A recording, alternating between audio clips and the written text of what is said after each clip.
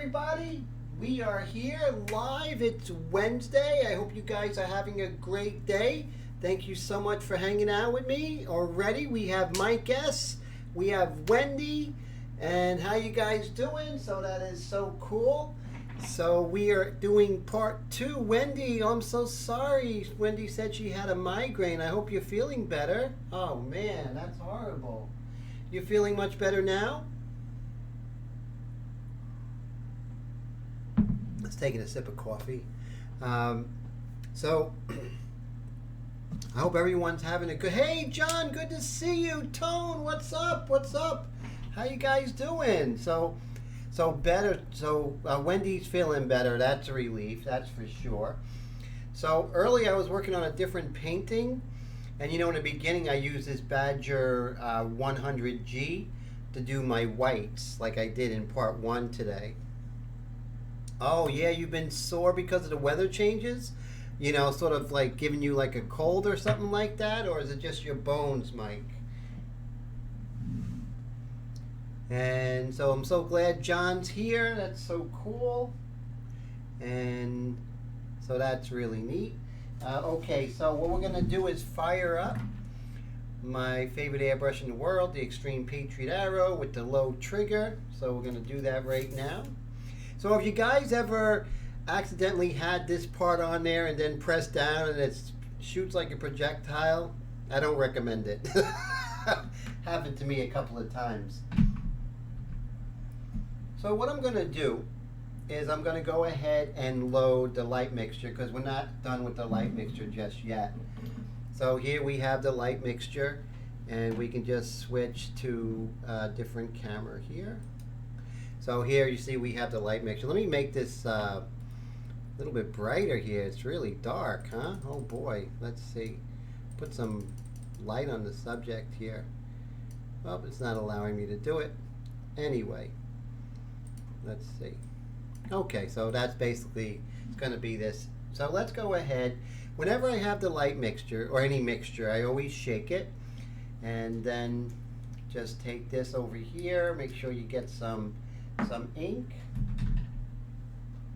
and just put in the, I never fill it more than halfway because I don't want to get the cap dirty, you know. So with these ink mixtures you don't have to worry about ever mixing, and look how fast you're ready to go. And isn't that the most important part, is just having fun and getting ready to paint, right? That's what it's all about.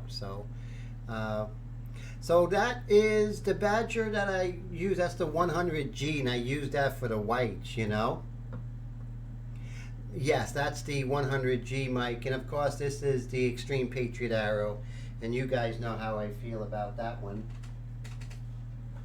So I always go ahead when I start out. I always work on the test, make sure that I'm dialed up, dialed in, make sure my airbrush is working correctly before I go any further. Do a couple of dots. There we go. So I think we're okay. So I think it's working. Hey, what's up, Mark? How you doing? 88. Good to see ya. So glad you can make it. So we're just going to continue with the whole sketching part.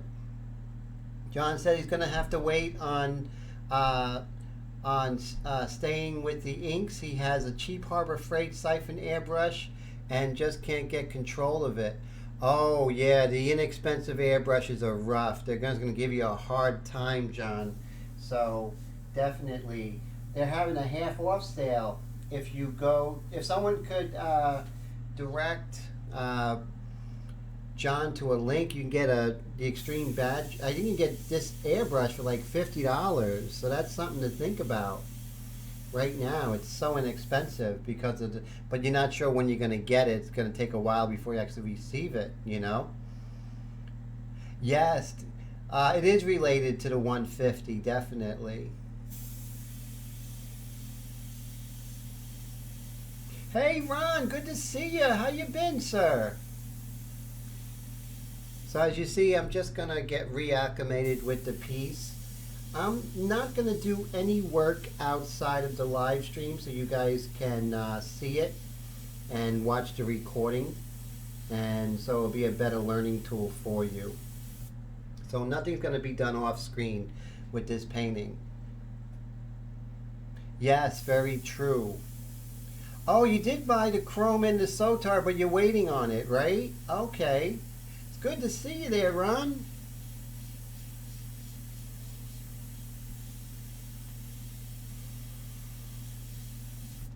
So as you see, we're just getting reacclimated with the portrait here of Katharina.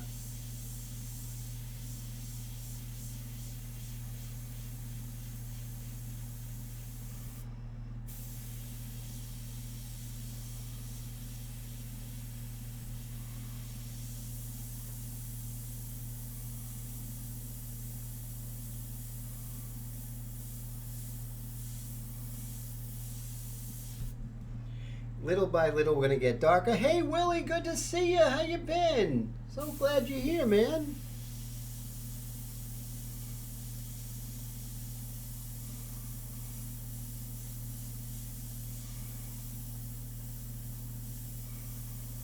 And remember, I always keep the eyes a little bit further in. Brad, good to see you. How are you, man? So glad you can make it. So as you know, I always keep the eyes a little more in focus than everything else. So they're always a little further along than other areas of the portrait. You want to keep your focus the most important. You want to keep, Raul, how you doing, man? Good to see you.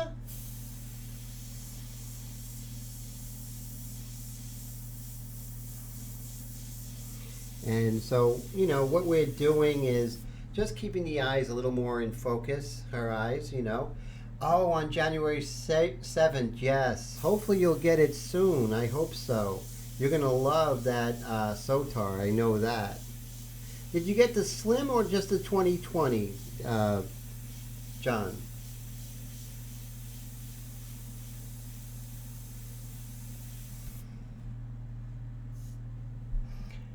So Wendy says she thinks she ordered her airbrush in November. Oh, that's the 2020 fine airbrush. You're going to like it. You're going to love it, actually.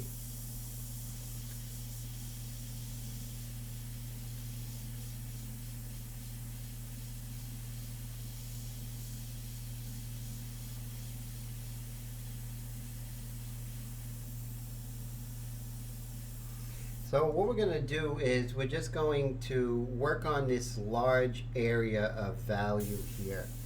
And right here, we're going to start with this mid-tone here. And we're just going to very, very slowly just make sure we build up this sort of edge between the transition tone and the light, which is very important.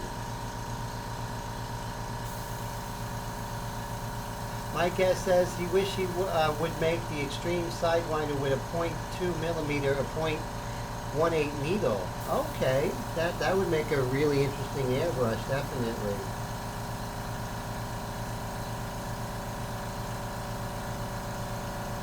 So right now, what I'm really looking for are the borders between these values, the light, the medium, the dark. It's not so much the values that are as important as how they border the edge work. That is crucial. And that's also going to give you, it's going to give you your realism. So that's something to really look into.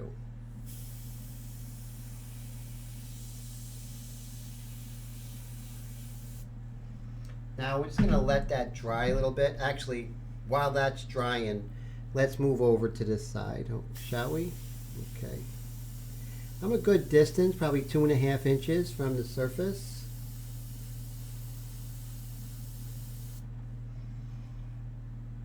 Keeping everything light, you know. Now, Willie said he picked up a second 105 and didn't get the half off, but I should get it tomorrow. Oh, wow. Okay. There's something to be said to having it in your hands, right, Willie? You know? Going to go ahead and paint some of the dark of her hair here. perfect time for the freehand shield when just painting some of the dark of her hair here. We don't want too much overspray. I mean, a little overspray is okay, but... And the rule of thumb is always perpendicular and not parallel when using the freehand shield.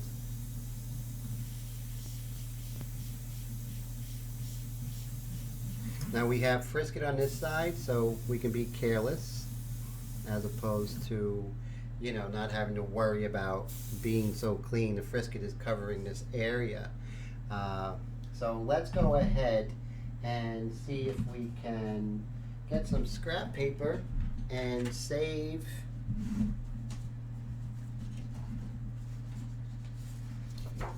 the top here of my table. So I don't want to kill my table. So when I'm doing the dark of the hair, like I'm still in the light mixture, everything is super light. But when I'm doing the dark mixture, you see I'm gonna just shoot it off the paper.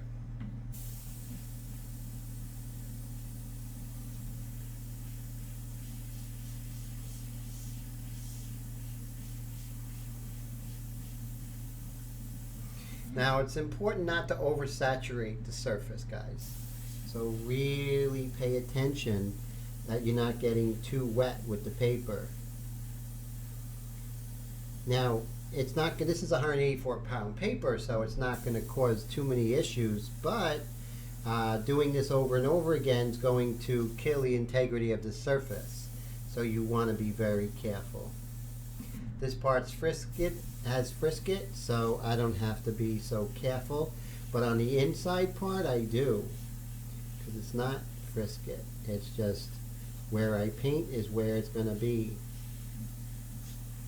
There we go. So you see, little by little, we're just making this happen, you know? Now, let's go ahead. Since remember, we definitely wanted that to dry before I went in and erased any of those lines. You don't want to do that when it's wet. It's a disaster. Let me find my gloves. Lately, I've been finding them in weird places. I've been taking them off, like in the living room, you know, in the hallway, and so we're just going to use one glove for now. They'll turn up, as they always do. I remember when I was a kid, I would be painting late at night, and I lived with my parents when I was in my early 20s. And I would be like, my dad, you know, Dad, where's my eraser? I need an eraser. I can't find it. And he would say, look in the refrigerator. And that's exactly where it was. Oh, thank you for the code, giving the code. I appreciate that. But definitely, if you want it right away, then I would definitely order it outside of the that happy birthday, because it could be months before you get it. If you get it through the happy birthday one. So you see, I'm erasing those pencil lines because they're not. I don't need them anymore. So that's only. Yeah, that's right. That would be fantastic. Like an idiot string or something like that. Definitely. That's a good idea, Brad. Oh, Wendy said she put her car keys in the fridge. Okay, so we're going to continue to work on this area, a zygomatic arch, or jawbone, people call it.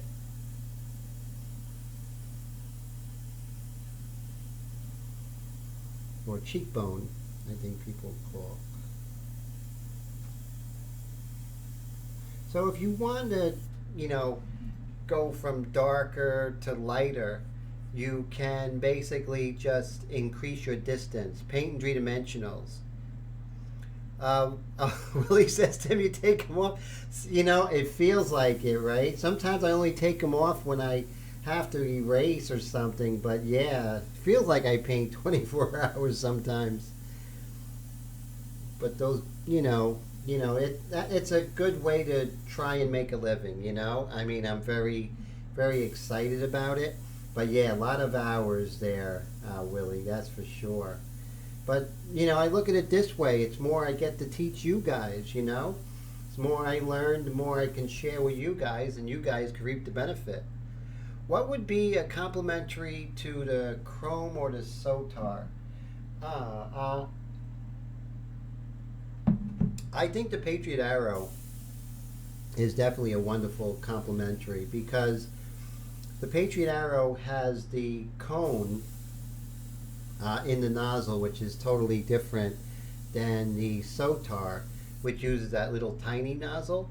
So I think it would be nice to have those two constructions. They have different DNA, and this way you can find out which one you like best. You might find out you like the chrome best. Gloria, good to see you. How are ya? How you doing? So Gloria is here, so that's so cool. So that's very exciting. She charged her phone, I know that. So as you see right now, we're not going to oversaturate this surface. So we are going to very, very slowly darken where this zygomatic arch is or cheekbone. Okay, we got plenty of time. We have plenty of time to do it. There is no reason to oversaturate or make too dark. We don't want to do that, but we do want to build it up, right? We do want to build up the structure in her face. Now in the beginning there's going to be a little blotchiness. That's okay. We're still in the light mixture. We're going to do several layers of the light mixture, but light is always right. So if you want to go, always go lighter than you think you want to go. That's always a very good rule of thumb. Always, always.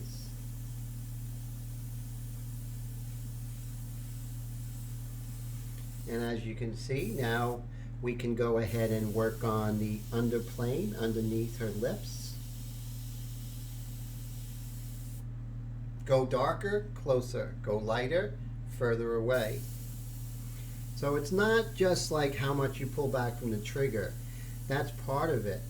But look how I just pull away. If you look at how I'm working and I'm dark and then I want to go light, I just pull away. And not only that, you get the beautiful gradation.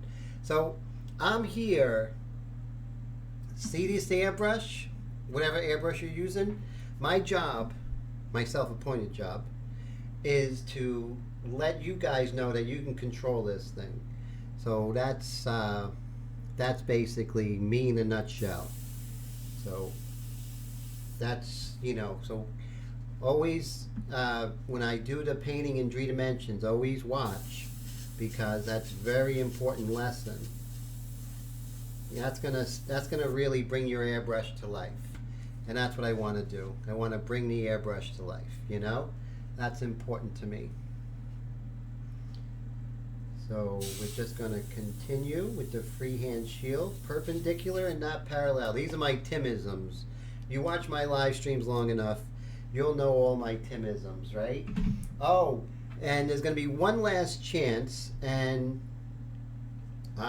basically we're going to do the drawing, not today. One last chance to go ahead and subscribe and just say you want to be in the running for the free subscription. So one last chance. I may do a live stream on my channel or a regular video, but I'm definitely, because I want to make sure I compile everybody, Tim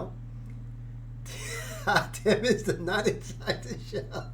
Yeah, I've been called similar to that, definitely, Mike.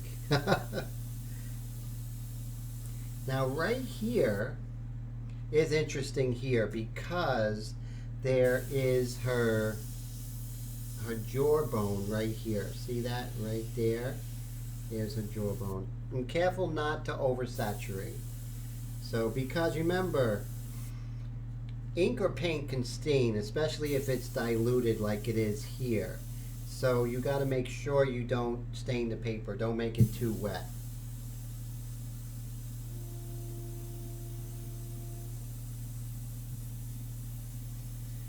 And time's not a factor, you know. I don't care about time. I don't care how many episodes it takes to finish this. You guys are following along. It's about you guys learning, and then hopefully I'll make something beautiful along the way. That would be a win-win situation. Okay, so one thing, the artwork is being done by this amazing photographer. His name is Michael David Adams, and you can go on michaeldavidadams.com and check out his work. This is a fantastic photographer. He's here in New York City. Just a quick information. I seen this picture on the internet and I fell in love with it. Just a beautiful photograph, the way he did the lighting, his choice of model. This guy is a master of light. When I seen this photograph, I was like, I have to paint it. I have to paint it. So I went ahead, being cheeky, I went ahead and emailed Mr. Adams and asked him if I could photograph it. He got back to me right away, and he was just very gracious, and he just said, just give him credit for the photograph, and he is excited to see what comes out. So how cool is he? So if you need any photography or anything like that, you want some fine art photography, he does incredible nudes, portraits, definitely check him out. And that is michaeldavidadams.com. So how wonderful is that? So it's nice when artists give back, you know, and you know, such a very gracious person. So right now I'm just going to maybe work on some of the darks, you know. Mike says he went there and some beautiful stuff. Thank you for checking that out. I appreciate that. Yeah, we have to share the love, you know, and you know, so it's really cool that he's like that. So, you know, any chance we get to promote him, he's really a friend of the live stream of our channel. So I love the fact that, you know, with this light, so the light mixture in my in these, you know, in my Airbrush India inks, you have the light, the medium, the dark, and the white. And it basically just gives you incredible control. I mean, how amazing is it? Isn't that what we're all looking for, right? We're all looking for control, guys. You know, have this airbrush, you know, and air, not touching the surface and trying to control it.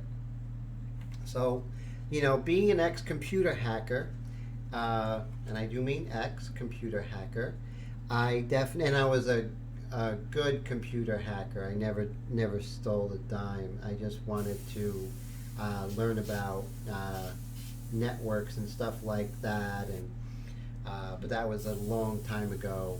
But I look at the India inks as a hacking into this airbrush, and that's what it's all about.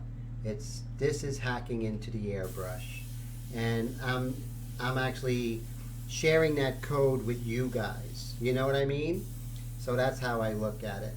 So this is a hack, and everything I learned with all those hours, because I'm, you know, making a living from my artwork, or trying, you know, trying to.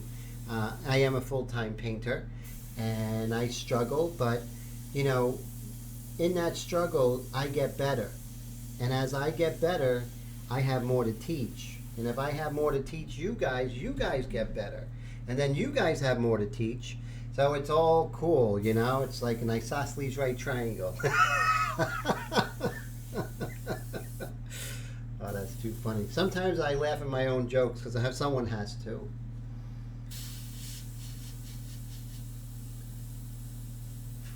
I'm like, what is this, an audience or an oil painting? You know, it's pretty funny. Okay, so as you see, we're just developing her as a three-dimensional form, right? As if she was an apple or a banana.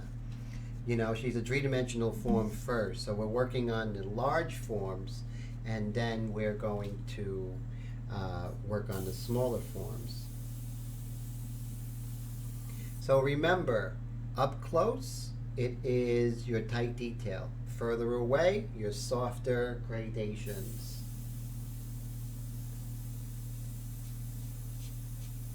So these values right here, as you can see, you know, are very close to one another. So I don't need freehand shields here. And I don't need Frisket. Frisket is only to, why thank you, Gloria says looking beautiful. So I appreciate that.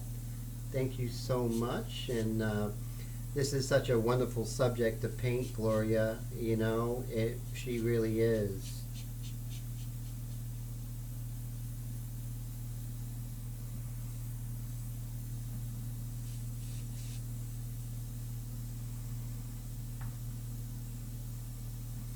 Now here we have a very interesting spot here, and I'm going to go ahead and address that with you guys. So Brad says he's really getting a lot out of the classes that we're doing together. He's my student now, and oh yeah, but you know, it's important to thank you, Brad. Yes, it's important that I get you guys to the stage that you know you have a finished painting. So you know, it's all about you guys, not about me. So if you take my class, it's all about you. You're in my live streams, it's all about, you're seeing my live stream, it's all about you guys. And that's the truth, it really is. So, I'm doing something special for my Patreon members. Now, I'm thinking of doing a Skype class where I'm going to Skype you guys, and you guys are all going to be in the class, and we're going to touch on special things. Such one of the first things I want to do, how to sell your work on eBay and social media. So that's going to be the first class, and that's only for Patreon members. You can be a Patreon. It's as little as $4.99 a month. And that's really cool. So it's something that I think you'd really benefit from. So on Patreon, you just go to Patreon, then Painted Glyphs, and you'll find me. So you can be anything from $4.99 a month, $9.99 a month, and $19.99 a month. And there's special things for those levels. So I am going to do special things for my Patreon members. You guys are so important to me. And I always am so thankful to you guys.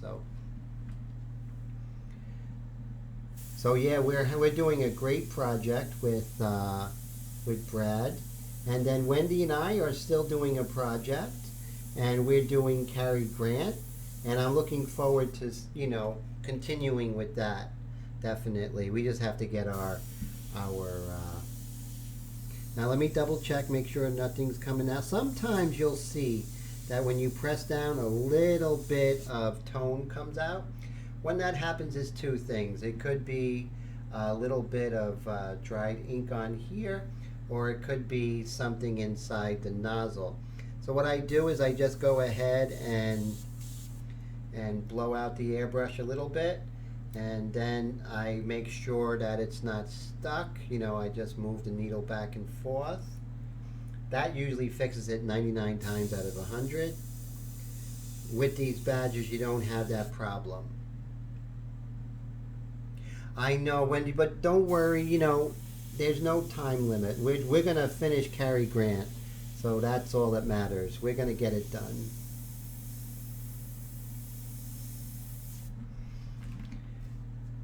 So yeah, we're just slowly, but let's protect this shoulder here, because now you're not just protecting it because you want to keep this light, but you're also protecting it because remember, you have different things. You have value, you have shape, you have edges, and then you have texture.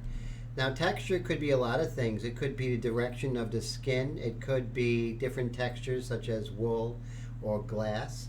So her shoulder's going a certain direction and her chin's moving in another direction. So you want to make sure that even if the values are close, you still want to make sure, because if you really pay attention, the positioning or the direction of that shadow is following the form that is being affected by that shadow. So this is meaning that, so her cheek is going this way, right? Her shoulder is going this way at this angle. Her cheek is going up and down. Her shoulder is going more this way. So by protecting that edge, you're not just protecting the value difference, but you're also protecting the direction, because the direction of the skin is much different with her chin than it is with her shoulder. So this is definitely not 101. This is not airbrushing 101. This is not even drawing 101. This is painting realism like 404. So, you know, if you can, if you're new to this particular principle, write it down. I think it's something that's going to help you. And if you write it down, it becomes something. If you just hear it, that's one thing. But if you write it down, you brought it into the world. And when you write it down, it's almost like you memorize it. It becomes part of you, right? And that's what we want. We want it to be part of you. Hey, what's up, Todd? How's it going? Good to see you. Oh, so it wouldn't let you to use the chat on your phone. I found that out too. A lot of people had that issue as well. So I'm glad you made it, Todd. Todd ordered a set of my ink mixtures. They arrived today in San Diego. So I'm excited to see what he's going to do with them. My ink mixtures are really gaining momentum. You know, I'm selling several sets a week, so I'm so excited about that. So I am going to make a new batch pretty shortly, and I'll be doing a live stream on Facebook and just giving a free demonstration on that. So that's going to be exciting.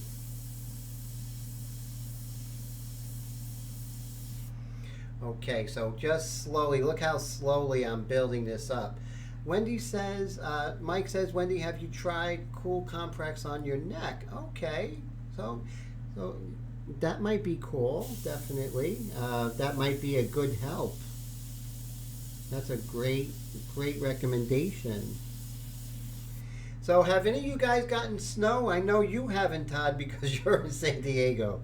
Any of you guys gotten snow this week? Gloria thinks we're not going to have any snow anymore this winter. So me and Gloria were talking. So I don't know. Do you agree if you're in the Northeast, or do you agree that snow's over, or you think winter is not done yet with us? Oh, no. Actually, it's so funny. I made yours to order. That was the cool thing, Todd. I actually made yours to order. Yeah. No, you didn't get the old. No snow for us, Gloria's saying. So do you guys agree? What do you guys think? Thoughts?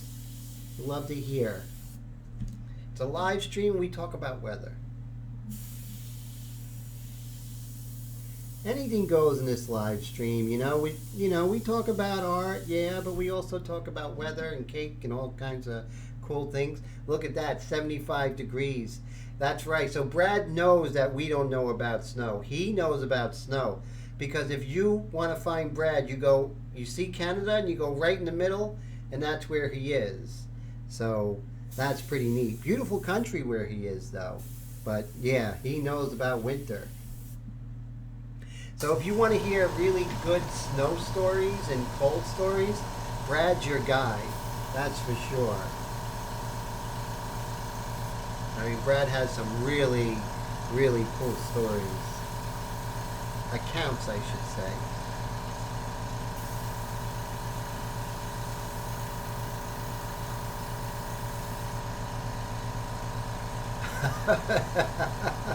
Yes, cake.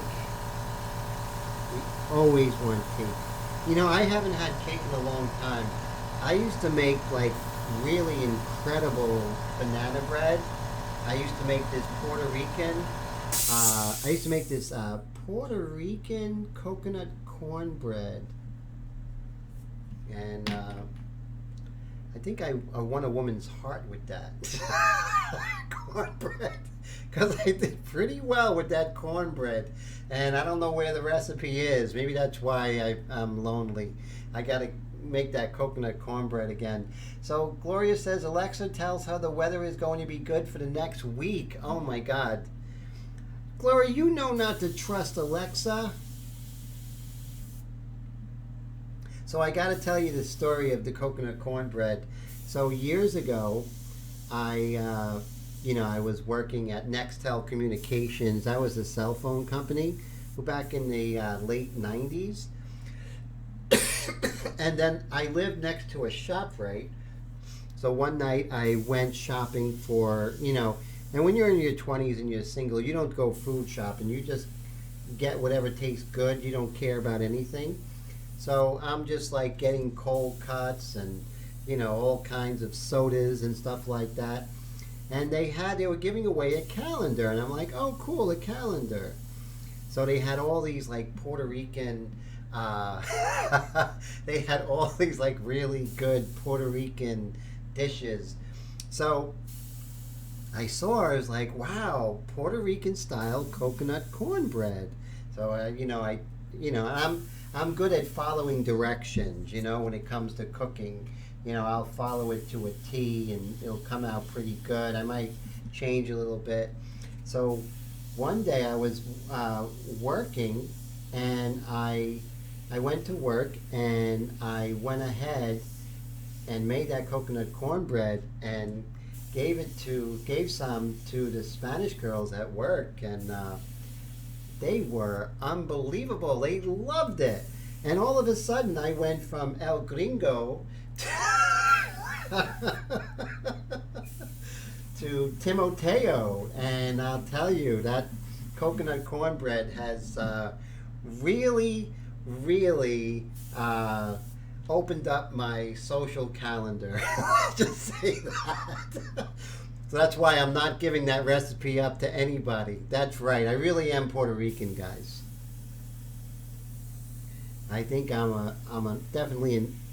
there's definitely a Puerto Rican in there somewhere, so hiding somewhere in my family tree, That's for sure. Wepa. Timoteo, exactamente, claro que sí. But yeah, that coconut cornbread, that definitely raised a few eyebrows, Gloria.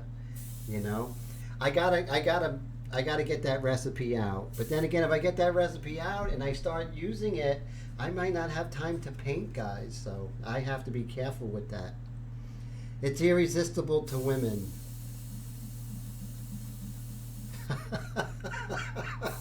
Okay, this live stream has taken a really weird turn. So yes, New Yorican. That's so funny. So anyway, away from coconut cornbread. So let's go back to what we're doing. Oh no, that recipe is that's only mine. I can't get that. That can't go out into public. It would cause a lot of problems.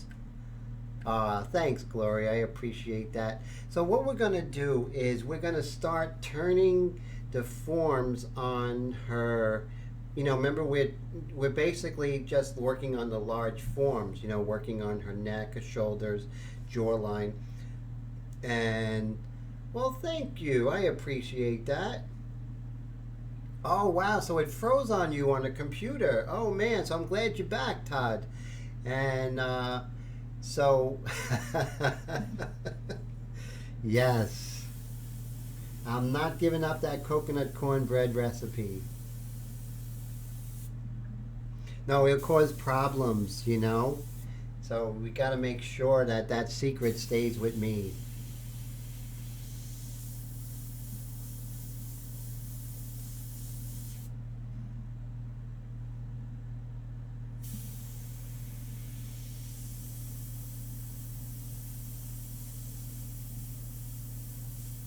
So you see, if I want to do tight detail like in her eyes, so I want to get up close. But if I want to do larger areas and have a nice gradation, look how far away I am. If you look at the lower right hand corner, you'll see that. So you'll see that when I paint, I always paint in 3 dimensions, right? 3 dimensions. You don't want to paint just, same distance, because no one's going to be able. You take any of those artists out there who are just like airbrush maniacs, where they're so good, you'll see that they're moving in 3 dimensions. They're not just staying in one position. So train yourself. That is too much of a weapon not to paint in 3 dimensions, guys. It had coconut oil, it had Coco Loco, it had shredded coconuts. Oh my goodness, it had some pineapple extract. Oh my goodness, this thing is incredible. And just moist and, oh, beautiful. So yeah, that was some good stuff. So as you see, we're just making her forehead turn, right? Because her forehead is turning into space, right? But also we have her eye socket. So everything has to sit. We're not just going to paint an eye, but we have to paint where that eye sits. Oh no, Coco Loco. It's a type of like coconut milk. It's a strong coconut milk, right? It's a little bit different. It's a little bit different, right, than normal coconut milk. Is that true, Gloria?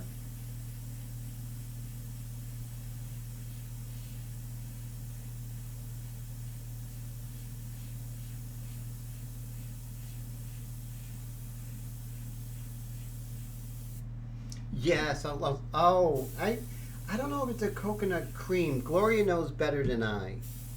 I just followed that recipe that was in that calendar back 100 years ago.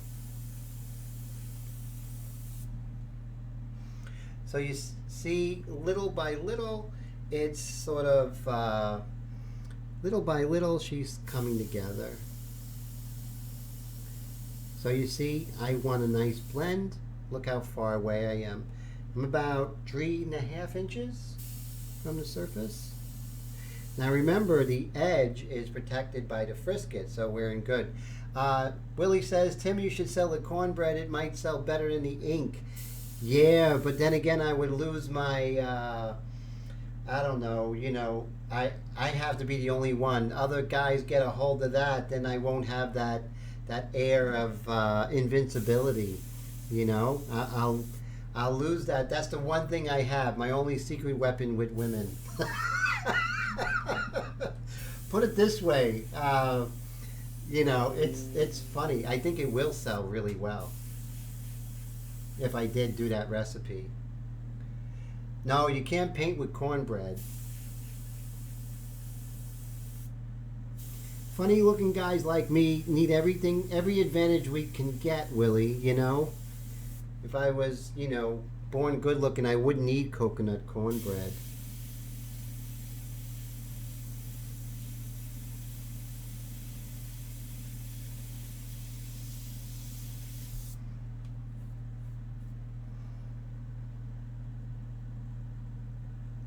And Mike says, so Tim, what are your 3 dimensions distance from paper? That's the whole thing, is that you are moving back and forth,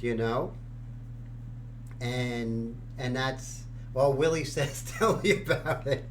Oh man, I'll tell you, I could master an airbrush, I can master oil paints and pastel, but love, can't master that. Women, you women are far more complex than learning about airbrushing, I'll tell you that much, but far more interesting.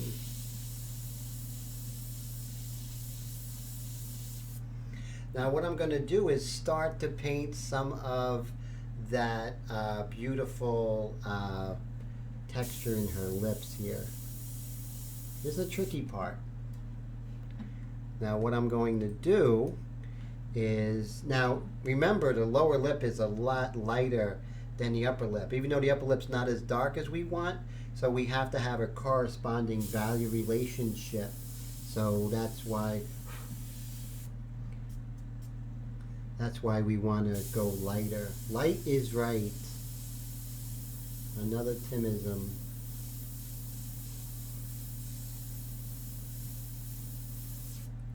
So you see, I'm just establishing some of that texture. Now, distance and dimension, what are the other two? Distance is really important, and then also you have the air pressure and the dilution. So the light mixture, the air pressure, and the distance. Those things are the main things that you want to worry about when painting in Airbrush. You want to vary that, because varying that and dialing that in is going to give you exactly what you need, you know. Learning to airbrush is very easy compared to women. Yeah, but you know, that's true, you know. Very easy in comparison.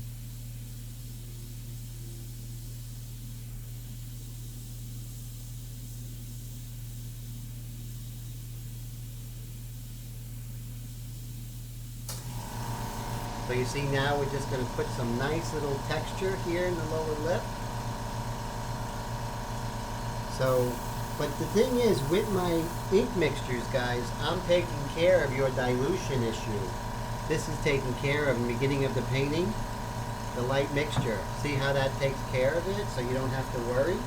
So that right there is, you know, a great advantage to having the ink mixtures.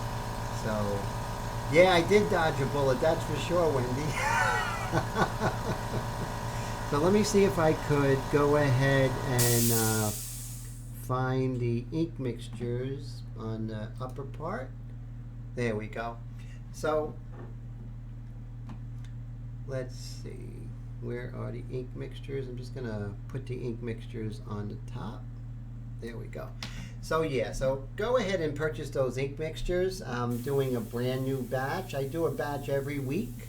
So right now $16.95, and you will be all set. So you'll know exactly how much ink and water, but I also put things like glycerin and just the right amount, so you have a lot less tip dry.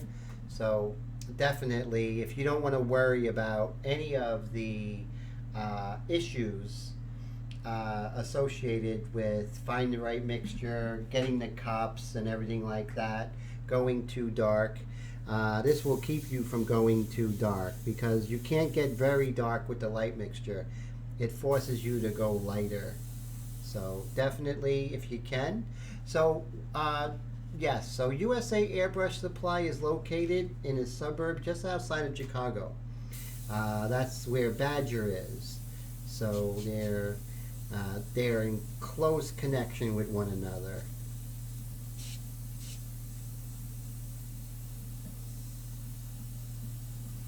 So as you see, we're just working on her shoulder now. Oh, it's a coconut cream. Thank you. Yeah, if you want to know about Puerto Rican cuisine, it's definitely Gloria. She knows. She's an expert. And yeah, so do you like the Coco Loco, or is it a different brand you prefer, Gloria?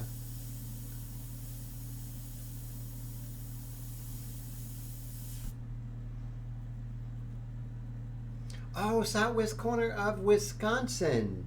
So are you near La Crosse? Because Gloria's daughter is in La Crosse.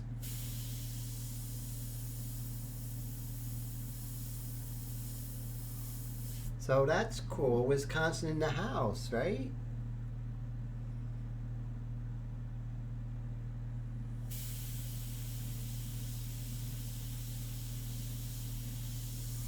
And let's go ahead and work on the corner of her mouth.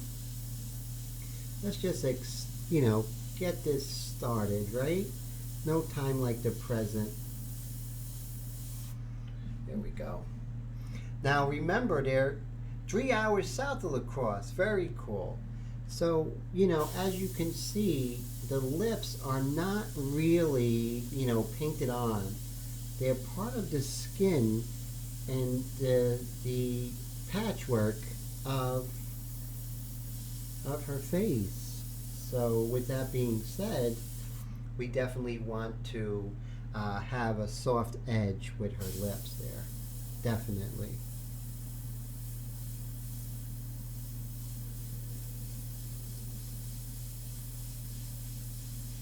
So tomorrow I'm going to do an impromptu live stream demonstrating the inks, so on Facebook. So if you are not a friend of me on Facebook, make sure you go ahead and subscribe to me or give me a friend request on Facebook, and you guys will be able to catch it. So probably around 11 a.m. or something. I don't think I have anywhere to go. You know, that's because I'm not making the coconut cornbread. You know, that's why I don't have anywhere to go. Because I wouldn't have time to paint. So everyone in here is in cold weather except for Todd. Todd's in the 70s. Good, that's good for him. Wendy says Todd says computer's giving him troubles for the last week and he can't update his iPad. That's horrible. John says painting for a winter hobby, motorcycle touring for summer hobby, CNC wood cutting all year round. Wow, that's so great, John. Very interesting. You know who's great at wood cutting? Mr. Brad. Yeah, he's fantastic. Yeah, Todd's in the 70s. Now, what about you, Wendy? What's the weather like over there?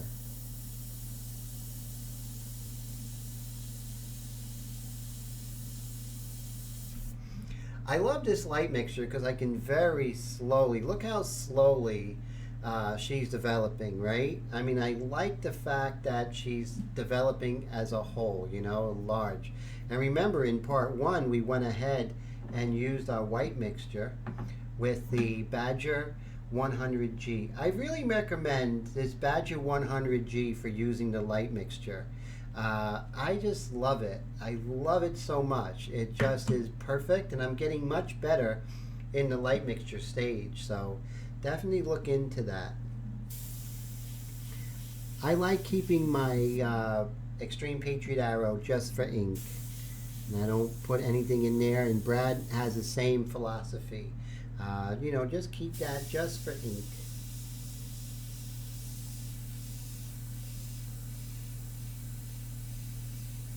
Very soft edge, so there's no freehand shield here.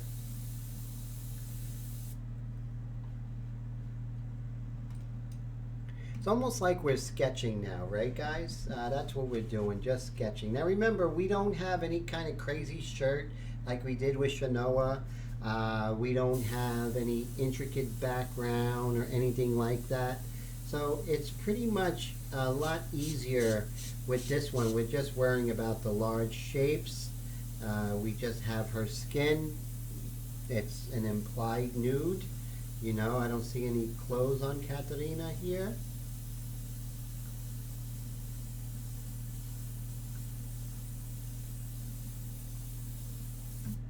And you see, like, I'm just a little bit closer. Now, Willie says, Tim, is the white in your set now? Yes, the white is definitely included. So, so definitely. Now, Willie, you bought a set of mine, didn't you, already? And, you know, Willie, I'll tell you what. Since you already bought a set, I'm going to grandfather you in. I'm going to send you a white set. I'm going to send you I'm going to send you a white mixture gratis, okay? That's cool. So I'll do that for you.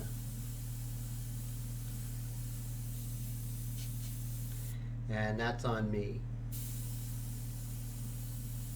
So once I make that set this weekend, I'll get that out to you, Willie, okay?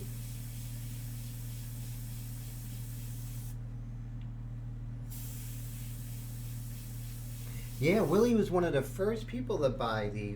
You bought like the first couple of days, right? Willie got them. So my pleasure, Willie. Always, always, always.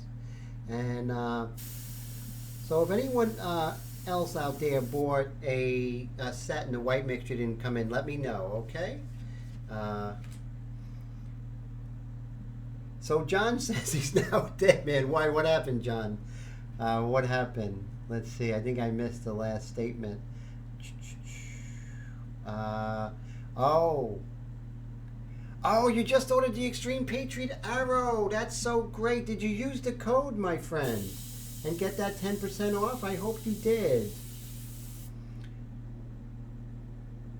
So I'm so excited about that. You're going to love that Patriot Arrow. So I want you to contact me when it arrives. I'm going to help you to hack that up and get that to the next level. Oh, you too, Raul. Now, Raul, did you get the white mixture? I don't think you got the white mixture, so I'm going to send one. Let me write that down. So that's 2 things I have to do this week, okay? So what I need, and I can look you up, and I have you on PayPal. So we have Raul, and then we have Mr. Willie. Okay. So this weekend I'm going to get those light mixtures out to you guys. You guys need them. So don't want you to buy a whole new set to get that white mixture. You know what I mean? That's not cool. So you guys are grandfathered in. So anyone else who didn't get the white mixture, you guys let me know. And so I'll definitely take care of you there, Raul, with the white. No problem. Oh, the white. Oh, man, John, we won't tell her. That's all. Secrets with us. So when it gets to around this part, if she's watching the live stream, so if it gets to, let's say, around 1 hour, just lower the volume. Make sure when you're watching this again to, watch for learning that you have the volume low, or listen with your headphones so she can't hear it.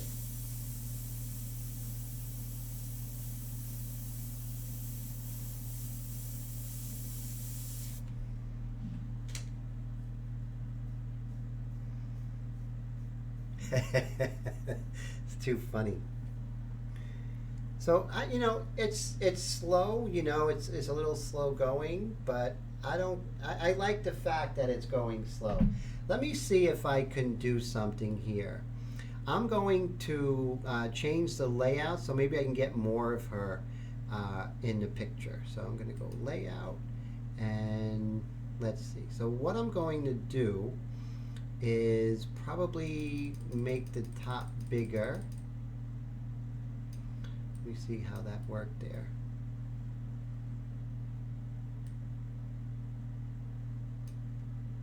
Let's see if that worked.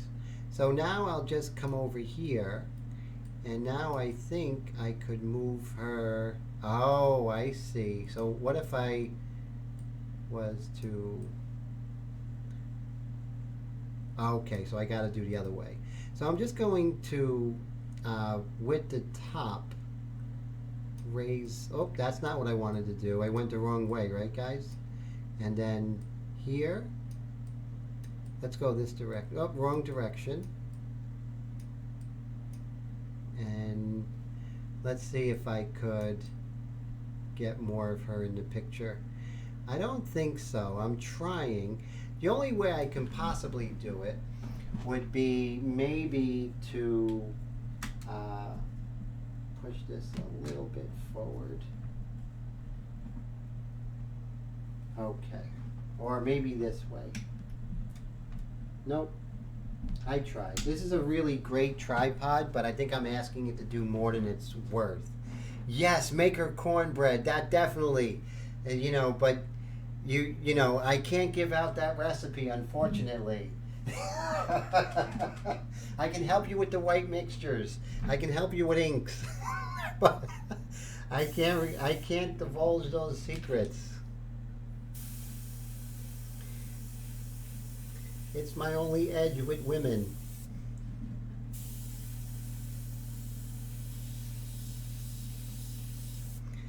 And so I really love the way I really love the way her jaw is coming out. It's such a strong area, and I think it has a lot to do with the realism that we're going to get. So this part of her chin here sort of disappears, and I'm going to just establish that, you know. Oh, a recipe for southern cornbread with bacon drippings. That sounds pretty good. That really does, Wendy. So that's good. You definitely should do a live stream where you make that, and so we all can see it.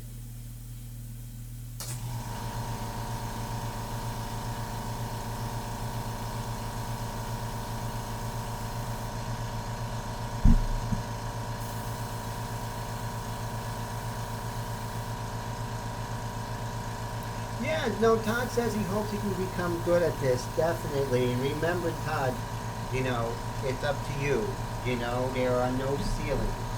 And I think, you know, there's no ceiling to how good you can get. But it has to do with, you know, your determination, because it's all a learning curve. You know, not everyone learns at the same speed or at the same rate.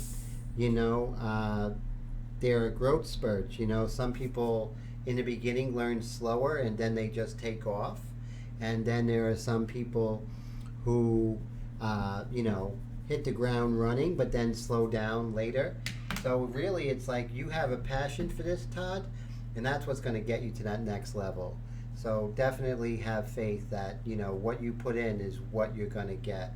And so I know you're going to put in the work. So I'm excited. So definitely no worries. Just stick with it and just believe that you can do it, and you can. I mean, this airbrush is something, yes. Oh, thank you. So Todd said to take my classes. Well, the class definitely would help, yeah, because, you know, you can learn on your own, but if you take a class with someone, it definitely takes your work to that next level. I know you're working with tone, which is very good, so that's exciting. Now, tone has some really. Oh, Todd said if he had the money, definitely. You know, Raul says, "Hey, we can do a live stream airbrushing cornbread and cake using food dyes. That'd be fantastic." Yes, that actually sounds like a great idea, Raul. You know. Well, that's why I do these live streams, Todd, and that's why I started doing these live streams, because for those who can't afford it, this is such a way, such a good way to get people to enjoy, help people to enjoy the airbrush, and just make the airbrush world a better place. And, you know, not just for, you know, custom painters and people who can afford it, but for everyone. Now, for those who can afford it and they go ahead and buy my inks and they take the classes, I am so happy for you guys, and I owe so much to you guys. But those who can't afford it, you know, you guys are very important to me, just as important. But it's the people who support the channels, help support what we're standing for is really fantastic, like with Patreon means so much, you know. So also you came with your compressor. Wow.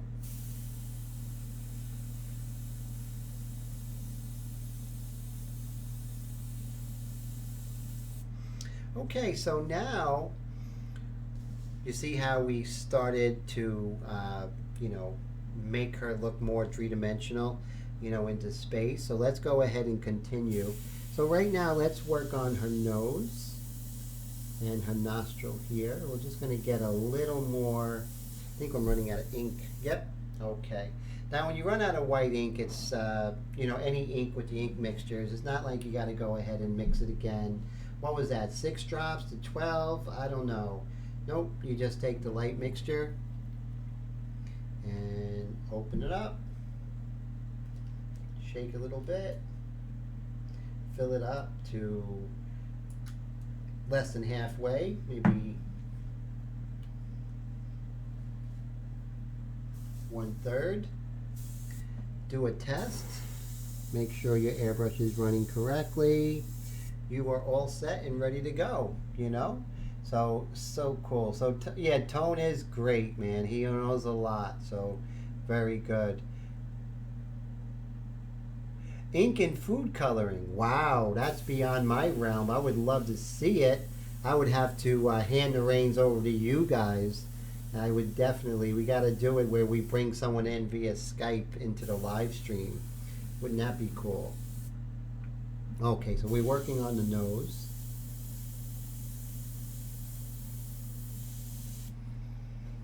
And I'm just going to go in my reference on the PC here.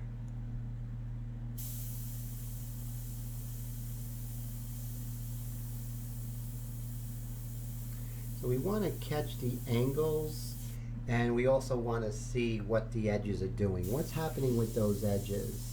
Are they soft? Are they hard? Those are very important questions. The 1 second rule. You guys know about the 1 second rule? Let me see if you guys know about the 1 second rule, if anyone knows out there.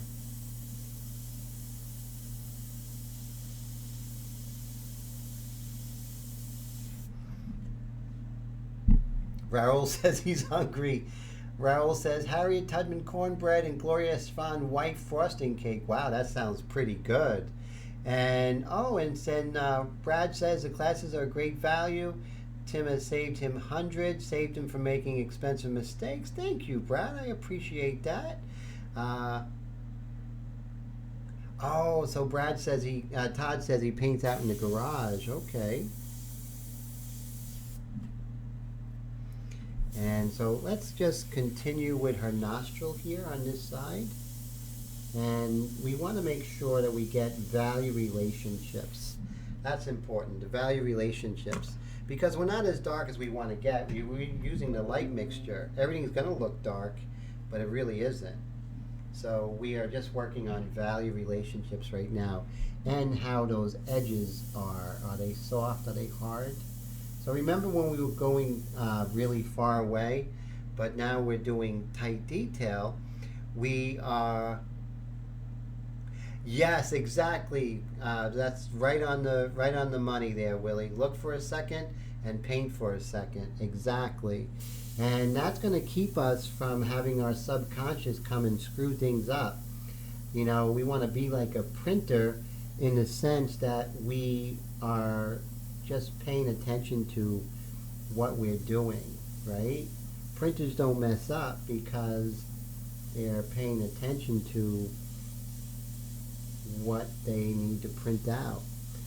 Now, we're not just printers, of course. We're artists, and we're going to change things we want, but when we are painting, we want to make sure that we are knowing what we're painting, right? And that's so important. Otherwise, eventually it's not going to look like her, and we're not going to be very happy with the final result. Mike S says, I know the 10-second rule. If you drop a cookie on the floor. That's a very important rule, yes. So, that's a rule, yes. And then, what air pressure currently using? Perfect question, Raul. So I am at 25 psi, and I don't vary from 25 psi at the compressor. I have this, oh my God, I didn't realize I have 1, 2, 3 Mac valves. That's a lot. That was the wrong hose. So I have the Mac valve as well as the pack valve. So I have it at 25 at the airbrush. And then what I do is dial it down at the Mac valve, and then I make micro adjustments with the pack valve. And this way I'm getting exactly what I need at the right time. So, very good question. Set it and forget it. That's what I want you to do. So just set it and forget it. Now, I know when I'm using certain Iwata airbrushes, I have to have a higher air pressure. So with Iwata airbrushes, I don't paint them. I just sold my last Iwata airbrush, I think. I have one more. It's the performance, but I I have to fix it before I sell it. So with that being said, with the Iwata I was at 30, but with these Badgers I'm at 25. You'll know your sweet spot. It might be 30 for you, it might be 25. If you're using acrylic paints or something like that, you probably want to set it at 30. But if you're doing inks, 25, and then adjust with the MAC valve and the pack valve, that would be perfect. So Wendy says, Mike, they decided that the 5 to 10 second rule for food was not good. Bacteria gets on it immediately. Wow. What if you kiss it? I remember when you kissed it to God and all of a sudden it was okay. Remember? As kids?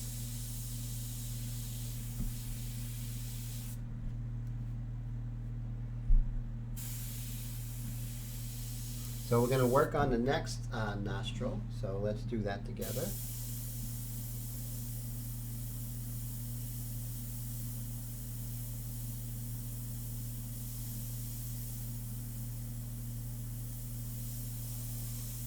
So it's so soft edged over here on the right side of the nostril on the right. So soft edged. So you see now we're actually getting in there and really paying attention to what's happening. Before we were sketching, now we're going to really look at the value relationships. It's going to help.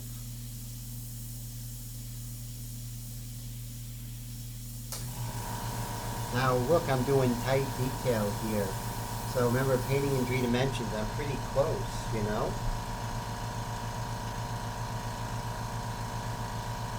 So science community debunked that whole 10-second rule. Bummer.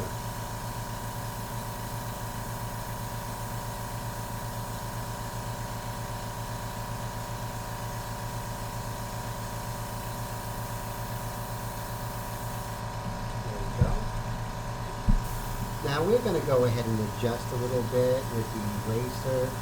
You know, that's the cool thing about this technique, is that you get to adjust, you know, to push and pull. So if I want to soften that line, notice I just pull up a little bit. I just increase my distance to get that soft line, that's all.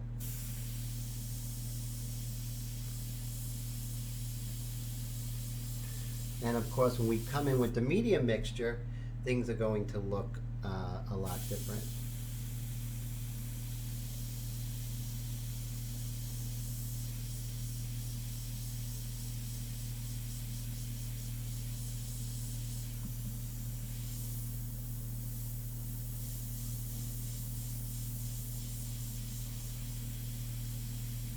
Here we go. Oh, the ink is extremely erasable, especially with this paper. So, you know, it's a win-win situation using the India inks, because you can erase and you can even shape certain areas, which is really great.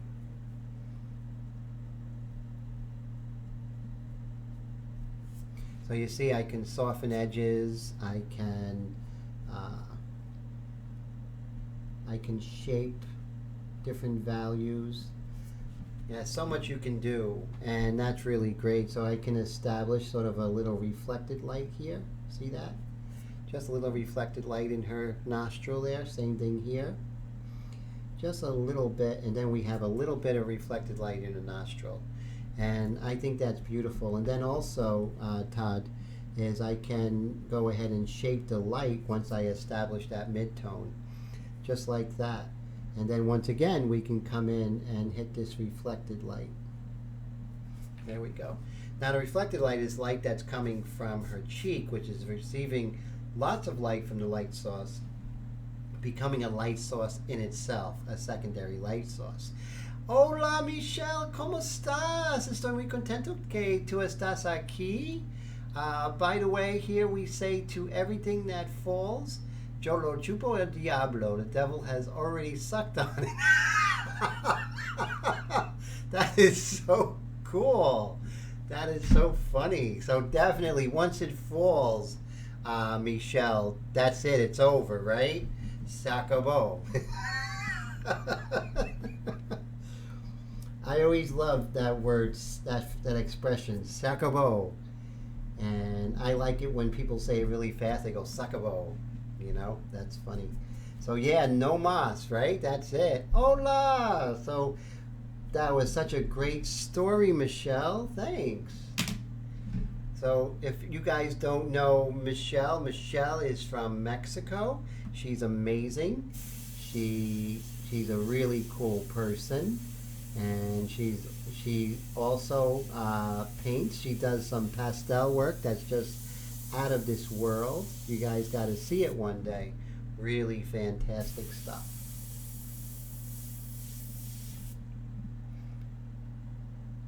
Todd said he hasn't died yet. Thank goodness for that.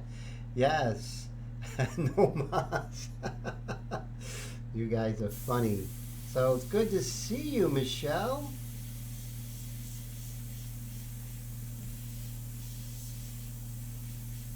So as you see, we're just working on little details here, not going too crazy. What we can do is maybe start working on this ear here, and we're still in the light mixture. And Todd asked earlier about the erasability of these inks, and very erasable. And you can reshape if you made any drawing mistakes. You can just go ahead and just fix it so easily. Now, you know, it's very important to, oh no, don't throw cake because Michelle's not going to eat it.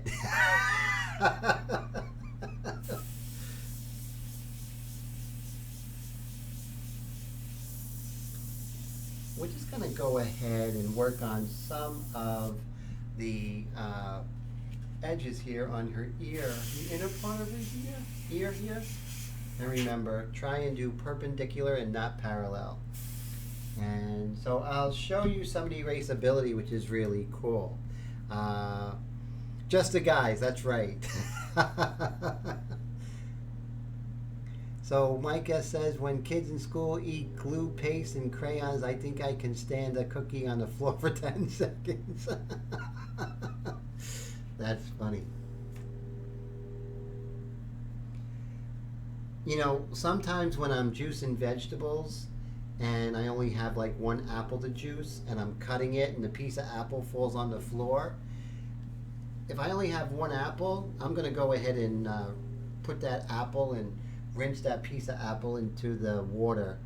Even though, you know, it is kind of gross, I try and clean it. But that's the only apple I have to juice. I better juice that, you know. But that's so true. Depends on what floor too, right guys? You know, the subway floor in New York City is a lot different than the kitchen floor in your house.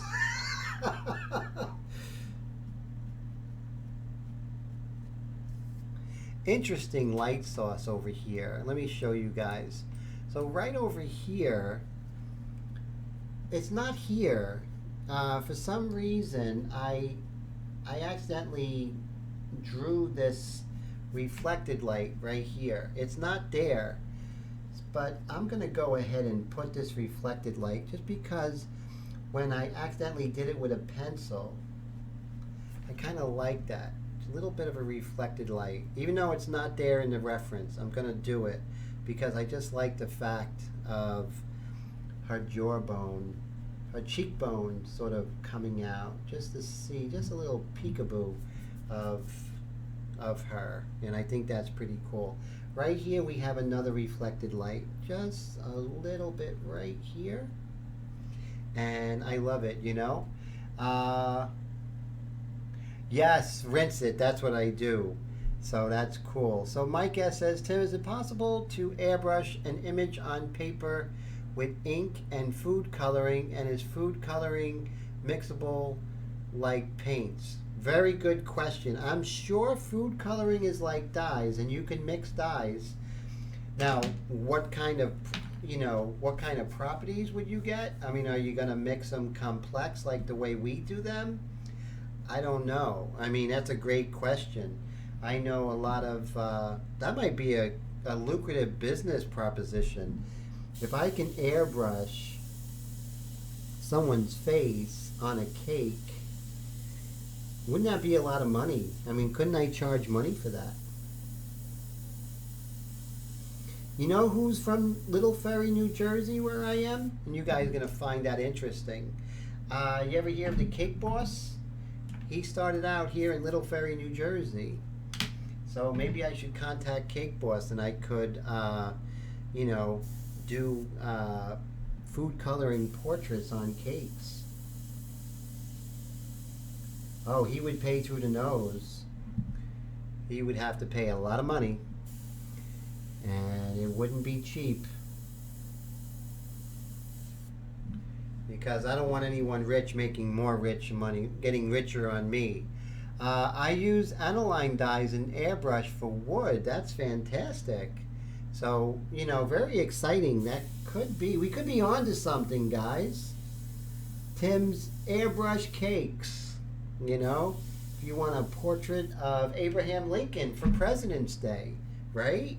How about a portrait on a turkey for Thanksgiving? That's kind of funny, So, yes, I'm going to get an old airbrush and put food coloring through it. Not going to be a new one or one of my favorites, that's for sure. I don't know what it's going to do. And, really, actually, very interesting. Very, very interesting.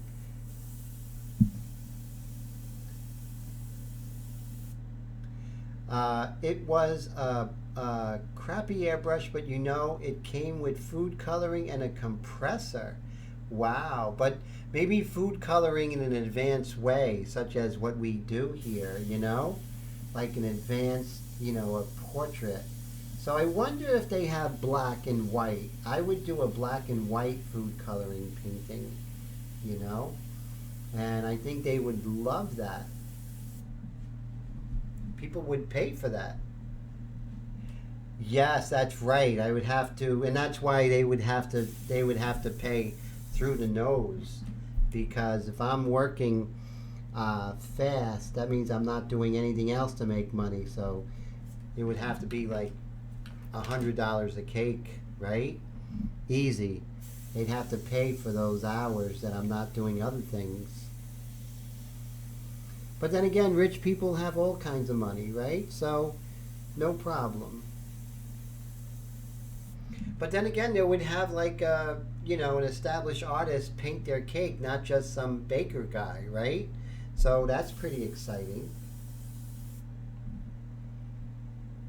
Yes, they eat my work. That's funny. All the talk about food has made Brad hungry. See, now Brad left and he's going to get something to eat. Too funny. They do transfers from a printer, but that's cheesy. I mean, if you have money, wouldn't you rather have a portrait than, a real portrait or some cheesy printout picture, right? That's what I'm thinking.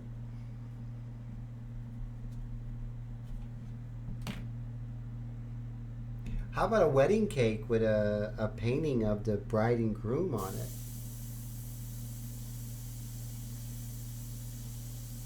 Because remember, when it comes to weddings, money's no object.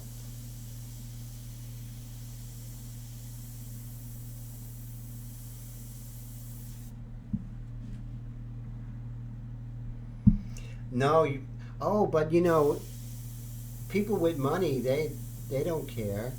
They'll eat it. They want the portrait, they can go ahead and purchase another portrait. So I'm going to work on her eyes a little bit. Yeah, it's so cool. That's definitely, that's where ideas happen. So do you guys know about Andy Warhol? Warhol and the Campbell Soups? So I know you guys know about this. Halloween pumpkins, yes. And Willie says we talk about all kinds of things, but always seem to go back to cake. So true. And thousands of dollars and do a cake and give them a so true. Well, I'm going to talk about Andy Warhol. And so Andy Warhol was a graphic designer and an illustrator back in the 50s and 60s. And what happened was he tried to do art in galleries, and he was just, he was good, but none of his paintings sold, and he didn't do very well. He was very sought after as an illustrator. So one day, after another failed art show, he went ahead and sat down with his friends and said, what do I paint? I don't know. What do I paint that people might like? So one of his friends said, why don't you paint what everybody needs? Soup. So with that, he had his mom go down to the store and get all the different varieties of Campbell's soup. And he went ahead and started doing these silkscreen paintings of Campbell's soup. And the fact of the matter is, at first he had this show with Leo Castelli Gallery in Los Angeles, and it didn't do well. One of the galleries said you can get a can of soup here for like 69 cents. Why pay, Andy Warhol's prices? But then someone went ahead and bought the whole show because they saw, how universal it was. So that's it. That's how Andy Warhol became Andy Warhol. Because he had this conversation with a bunch of friends. What do I paint? And they said soup. So I thought that was very interesting. So let's see what conversations we missed here. You could number your Twinkies so you know how many you ate. That's funny. So Todd says, oh, that's interesting. And then Wendy says they weren't, they were silk screens, I believe. I believe they were paints, perhaps. You might be right. They were either silk screens or paintings. I think most of them were silk screens. But definitely I'll get back to you on that. But that's basically how, I think they were silk screens. And that's basically how that happened. And, it wasn't successful, but then all of a sudden it took off. And even Campbell's Soup was excited about it, that he was doing the paintings. And then he did Brillo, and then he did all kinds of other things. But that basically started everything. So you never know, a little idea. I should paint the cake. That would be pretty cool. So what I'm going to do is I'm going to actually, Wendy says, let's get drunk and come up with ideas. You know what? That's not a bad idea. Anyway, that's funny. You guys crack me up. So what I'm going to do is I'm just going to be about 2 inches from the surface because I want a nice gradation, but I also want a little bit of texture. So I'm just going to pump the trigger a little bit, and I'm going to work on the shadow, the cast shadow. Steve, how's it going? Good to see ya. How are ya? Steve Johnson's in the house. Good to see you, my friend. So we're just, we're about maybe an inch away from the surface. We're pumping that trigger because I want a little bit of texture, right? So don't forget us when you're famous. Oh, you kidding? You guys are coming with me. That's it. We're going to be doing these live streams. It's going to be huge, but you guys will have special access. That's for sure.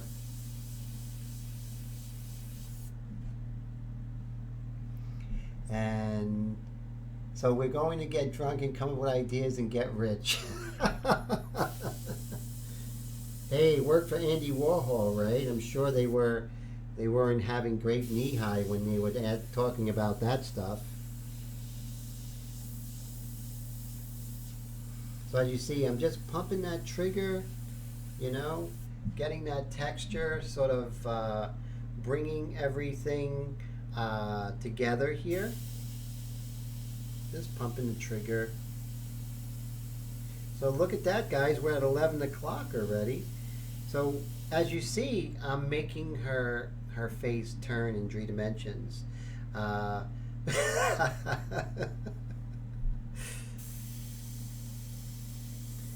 And so now, and as you see, I move around a lot. That's okay. You want to move around a lot at this stage. Now, if you see any kind of spidering, you can definitely lower your pressure. You know, rum, that's right, coconut rum. That's what we're talking about. So let's go ahead and do some detail on her eyes here. Why not? And just, there we go. Okay. So I love these detail areas here. They're a lot of fun. I look forward to it. So you can see I am very low with the air pressure. But I'm not going to get I'm not going to stay there. If I stay there, you get a little bit of spidering. So as you can see with the light mixture, it erases quite easily. There we go. Now, so we are just going to slowly build up the value here in her eye. Remember, we're not going too dark because we have the light mixture. We're just looking for shapes. That's all.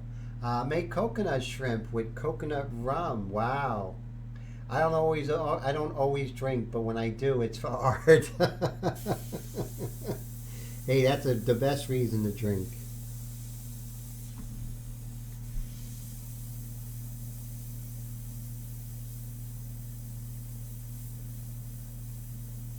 So as you can see, I'm just worrying about the fact that we're painting actually the under part of her eyelid because we're looking up at her, right?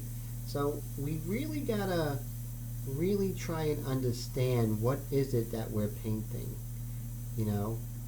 And then we can realize that we have to really realize that we are depicting the under part of her eyelid. So important to really understand what you're working on and what you're painting. And this is where the 1 second rule really comes into play here, you know? Brad says, your reference photo looks lighter than mine. Did you lighten it up? Yes. I always, whenever I have a reference photo, I always put it through Krita. As you know, I'm a big Krita person. It's like Photoshop. And so I always will change it to my own specifications, whether I want detail here or get rid of detail there. So yeah, it's definitely lighter. I definitely lightened up some areas and darkened some areas.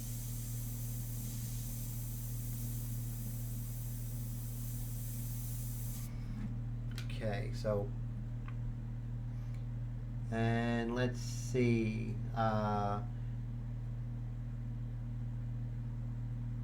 Oh, so Brad does the same thing, which is pretty cool. Yeah, so you definitely, that's where we can be artistic, right? When the reference, so we can change the we can change things such as we can change contrast here and there. We can go ahead and put in a different background. So that's where I think most of the creativity lies. So if you guys can, definitely digital art is the way to go. I'm going to start doing some digital art more on my channel here. You know, not as live streams, but just regular videos. But definitely, I see the value in it. And you guys definitely will agree who have used the value of digital art when it comes to being a representational painter.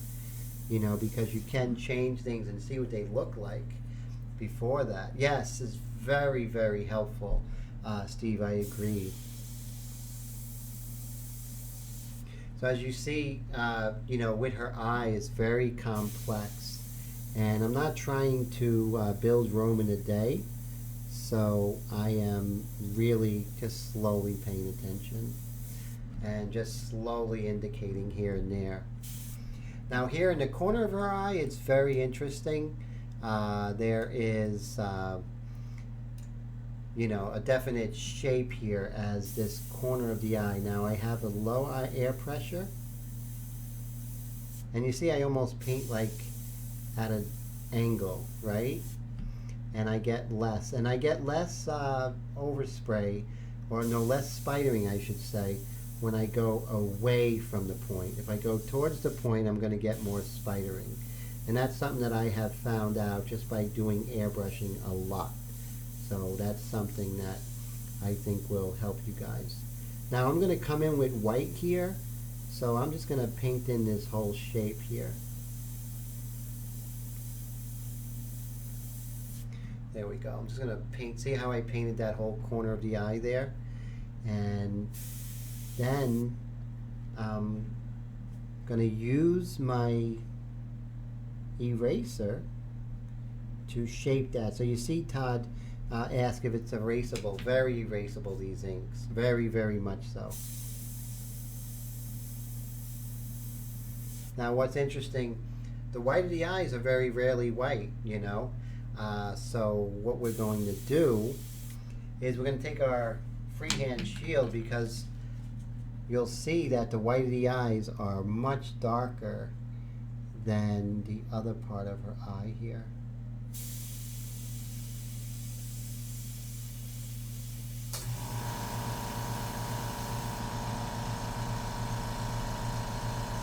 Much, much darker.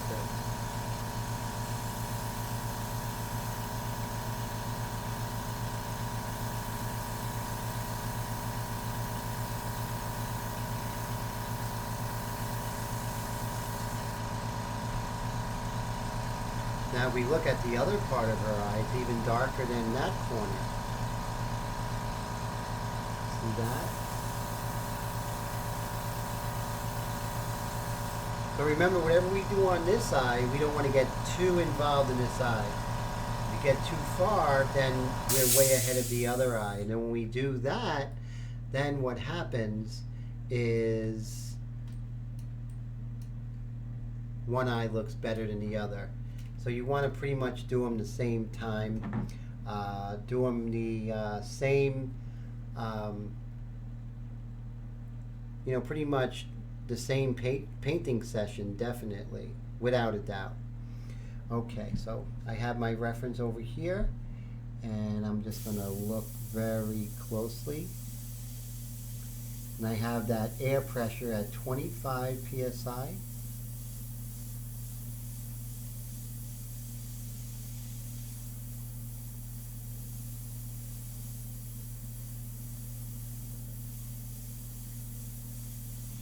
I want us to do more recorded videos.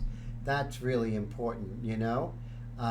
So Mike says you don't always drink, but when I do, it's dirty airbrush cleaner. Oh my God, that's funny. You won't do that twice, Mike. Not in the same day, I don't think. Right? That's pretty funny.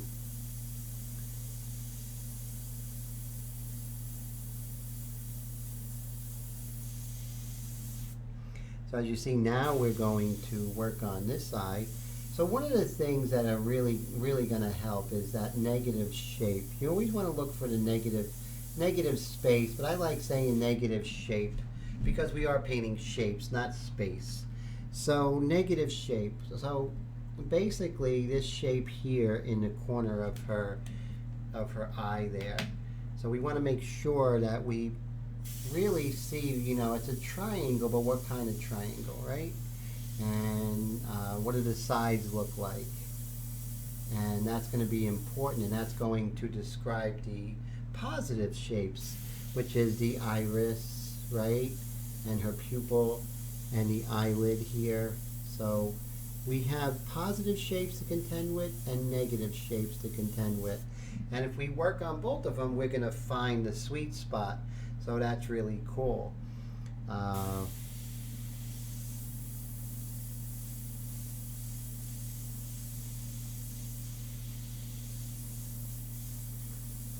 Now, we do have some really nice lights here on the lower eyelid, which is doing some really nice things and gives a nice sense of dimension to Katarina.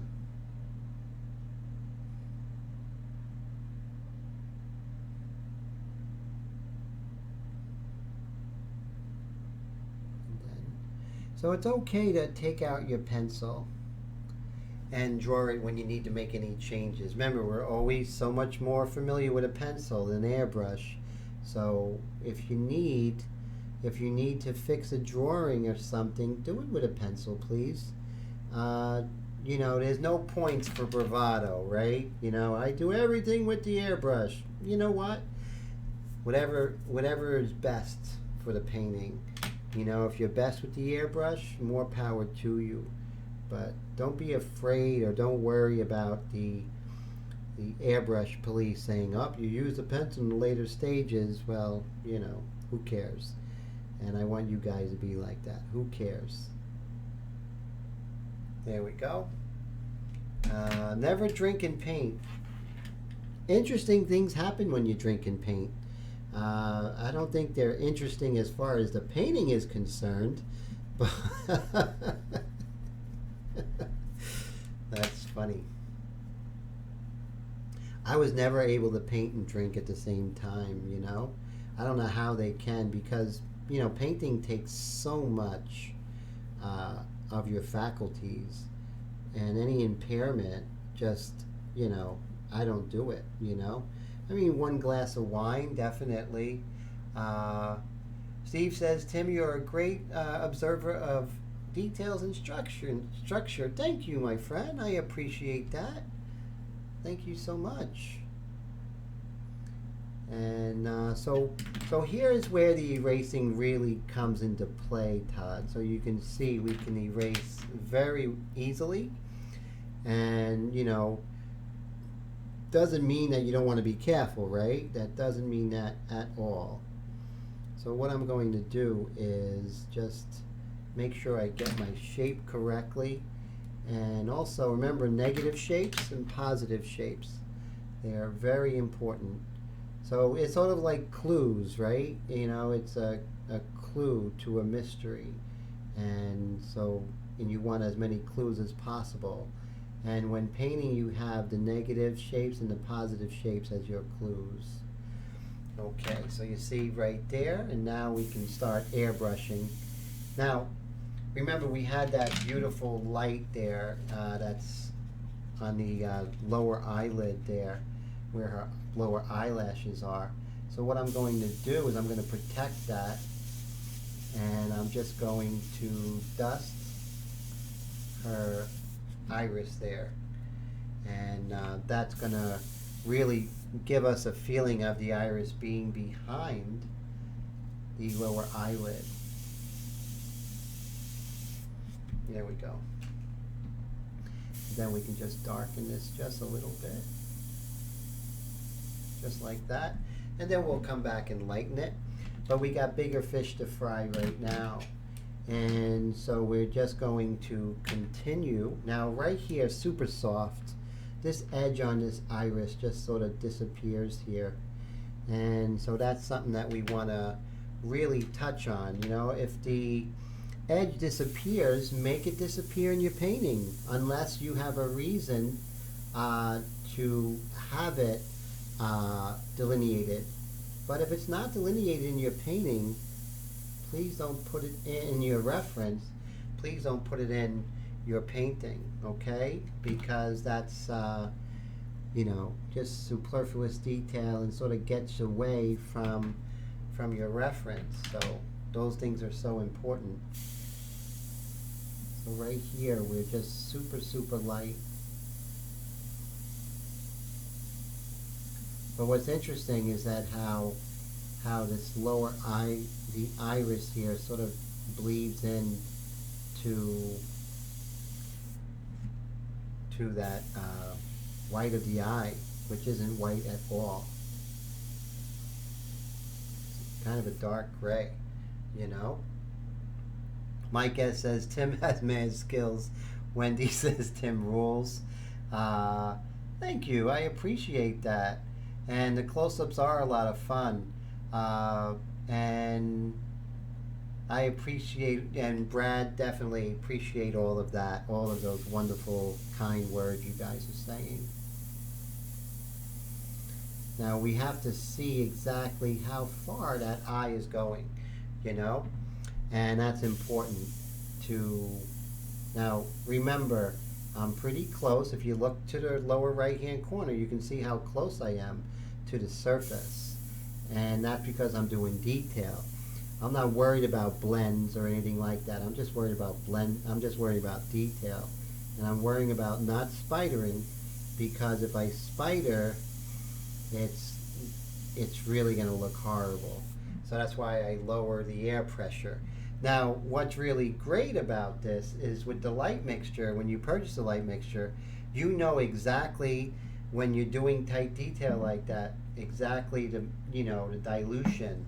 And I put some glycerin in there, just the right amount, so you get less tip dry, probably 1,000 times less than you would ever get, you know, than you would ever get if you worked acrylic.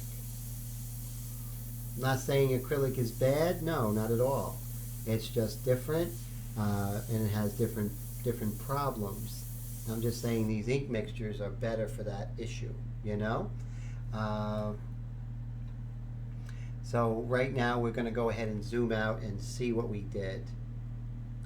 Okay, so you see we have a little bit more detail in the eyes there, and so a little more smoldering look about her.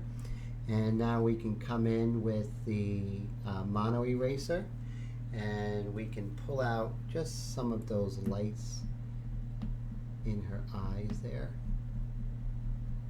There we go. And we might need to go a little bit more aggressive, but be careful, okay? Be careful when doing this. And you just do little strokes, sort of like a, and then we'll come in with white pastel, but like little dagger strokes.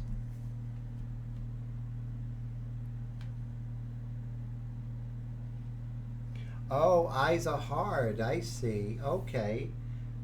So I can see you definitely, Todd, so that's cool.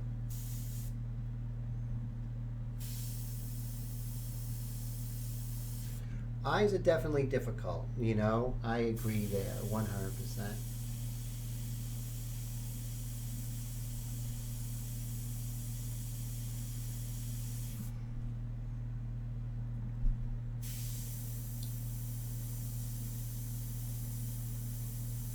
And remember, it's not about looking like her in the early stages. So don't worry about it looking like her. That is not your concern in the early going, or even 75% in. Your concern is to get the overall structure of her in light and dark and everything like that. Well, the best thing, Todd, when working with eyes is that you have to make sure that you build the eyes slowly within the three-dimensional structure of the head. So don't worry about anything linear early. Just worry about how the light is hitting it. Mike S. says he always has a hard time working with the light mixture. It always looks like he messed up so bad. Oh, that's okay, because your distance is going to help you with the light mixture. So you want to have a good distance with the light mixture most of the time, unless you're doing more detailed work like in the eyes here. So that will help if you just keep that in mind. And so right now we're just going to, so you see I can actually carve out some of those lights there, light areas with the mono eraser, which is very cool. Now right here we do have a little dark. Right here we have light here, but what we have to do is darken that up, and that's going to help. Willie says he only has problems with eyes, lips, and the nose. Oh, portrait's not easy, right, Willie? You know, it's rough. And paint the back of the head. Oh, that's funny. Uh, so the back of the head. It would be easier, right? That's for sure. Okay, so now let's go ahead and work on the lower eyelid area. And that will help describe the form a little bit. And sort of, remember, you can change the distance if you want to go lighter. So you can see I just increase my distance, and that helps me to definitely go lighter. And then you see how it gets lighter as the lower eyelid goes towards the corner of her eye there. Just like that. And then what we can do is we have a little darker area, so we're going to work on that by going closer. We get that more defined area. You know what I mean? So that's really cool.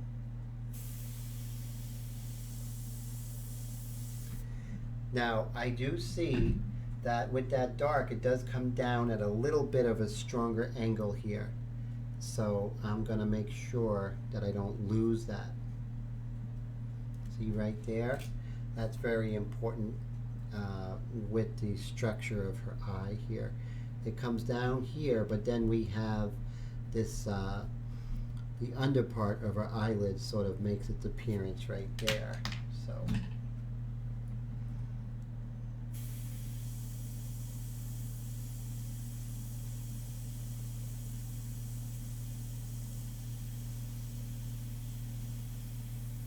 Wow, we're 11:22, guys. Look at that. So, guys, once again, go ahead and if you haven't already, make sure you're subscribed and go ahead and just write in any of the any of the live streams in the recent past in the comments.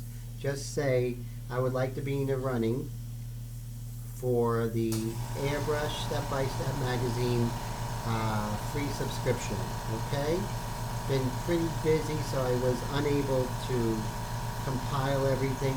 I wanted to be 100% fair, so I had to make sure I looked through all of the recent videos to make sure that all the comments are in, and and those comments, those people who comment are subscribers. So go ahead and do that. It's a great magazine. I think it would be a great thing to win. Lots to learn.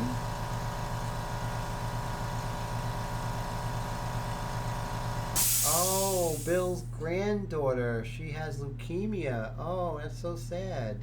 Oh, wow. Definitely will pray. So sorry to hear that. Let's see. Yeah, definitely praying. So that's so sad. So sad to hear.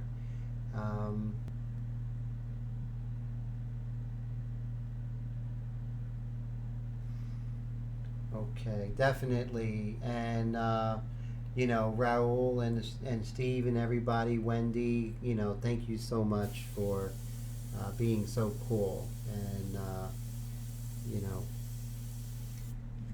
always, you know, health is so important.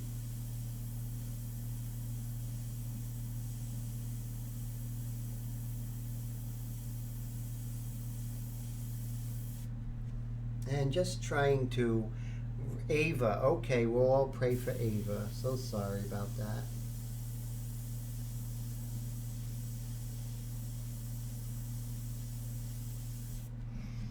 So it's so important. Now, the under part of her eyes are looking, oh, okay, so have a great night, Mike. It's always great to hang out and talk to you. So that's so cool.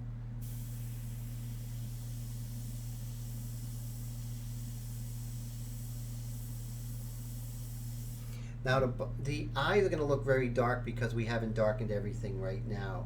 But we can remember we have to keep the eyes one step ahead of everything else, right? So that's what we're doing. So I'm going to paint right up until 11:30, and I want you guys to get everything, you know. 2 hours of hard work I give you guys.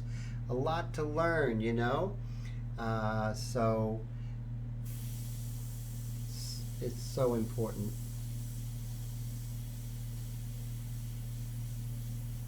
And of course, I'm going to keep this up on the site, so you guys. So make sure you hit the like button, and because I know you guys liked it, it's a lot of fun. But hit the like button, and then you know, if you haven't subscribed, please hit the subscribe button. Helps the channel. You'll see more live streams like this, and also go ahead and leave a comment just saying you'd like to be in the running for the Airbrush Step-by-Step magazine free 1-year subscription. So that would be exciting. So I'm going to definitely do it during the week next week, or maybe at the live stream, I'm not sure. But definitely going to compile everyone. I'm going to make sure that you're a subscriber. If you're a subscriber and you left a comment, you're in. So that's pretty cool. So I'm excited about it. Yeah, so you would leave a message on the last live stream or this one when it's over, but it has to be after it's over. Like maybe, you know, so definitely do that. Hit the like button, so that would be cool. So let's see what time we have, 11:26. Wendy says, Tim, awesome live stream. You're awesome, thank you. And I'm glad you had a good time. So glad you're here, Wendy. You know, it was a lot of fun. We did so much, and so right now it's 11:27. I am going to continue painting, guys. These live streams are awesome, Brad says. Thanks once again, Tim. Crazy energy on here tonight. Yeah, it was good, right? It was good energy. So, you know,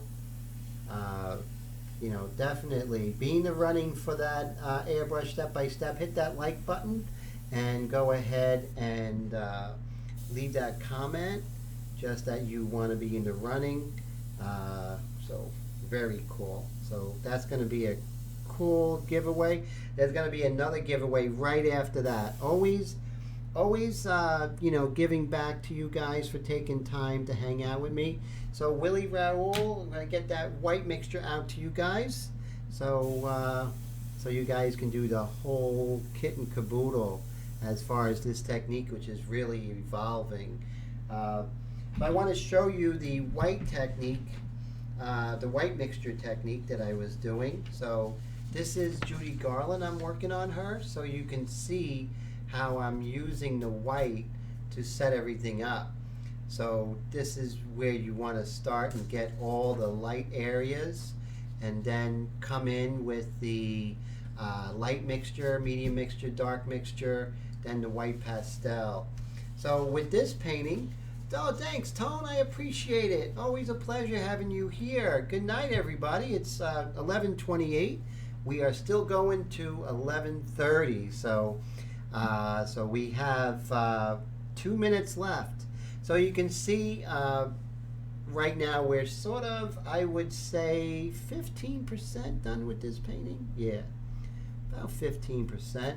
But then again, things speed up really fast, as you know, with the later stages.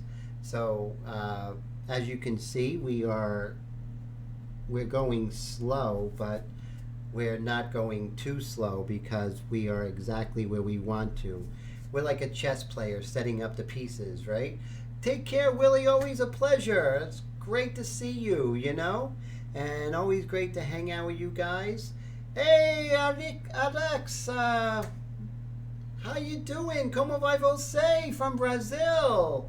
Have a great night. Boa noite, right? Boa noite. Is that how you say it? I think so. Oh, thank you. Willie says it looks awesome. I appreciate that so much. And Wendy says she looks amazing already. Thank you. You know what? We're having a good time, and we're not worried about how fast she's done, right? We just want her to come out, you know, and just reveal herself at the end. She already revealed herself with this amazing photograph by Michael David Adams, and go on to Michael David Adams. Muito bien. Oh, muito bem. Perhaps that is so great. Muito obrigado, Alexo. That's so great. Brad says she's looking great. I appreciate it. It is 11:30, and 11:30 means we are done. Thanks, guys, for coming. It just was so amazing to hang out with you and everyone. So I appreciate it. So going to the gym tomorrow, and I hope you guys have a wonderful week. This will be up. Don't forget, hit the like button and leave a comment. Take care, guys.